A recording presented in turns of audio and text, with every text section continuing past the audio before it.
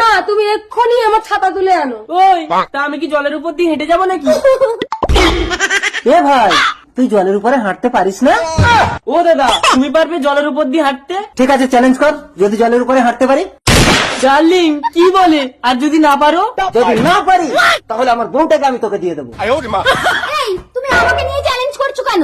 আরে দাঁড়া, এ ভাই এ, আর আমি যদি এই চ্যালেঞ্জে জিতে যাই তাহলে তুই কি দিবি? এই, তার মানে ও যদি হেরে যায় ওর বউটাকে তুই নিবি না? এক মিনিট, আসলে কার বউ কে নেবে সেটা তো চ্যালেঞ্জের পরেই বোঝা যাবে। এই যে, তার মানে তুমি যদি জলের উপরে হাঁটতে পারো তাহলে ওর বউটা তুমি নেবে? আরে ওটা তো খেলায় জেতা ট্রফির মতো বাড়িতে সাজিয়ে রাখবো। ওকে, খেলা শুরু। নাও জলের উপরে হাঁটি। ভালো করে শুনে নে, আমি কিন্তু বলেছি জলের উপরে হাঁটবো। জলের উপরে হাঁটবে তো? এসো হাঁটো। ঠিক আছে, দেখ এখন আমি জলের উপরে হাঁটবো। এই নিলাম জল। জল বালতিতে নিলে কেন? দাঁড়া, বলেছি তো জলের উপরে হাঁটবো।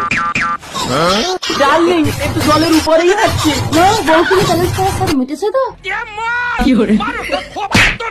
আরে চলে এসো, তোমাকে জিতে নিয়েছি। আমার বউ।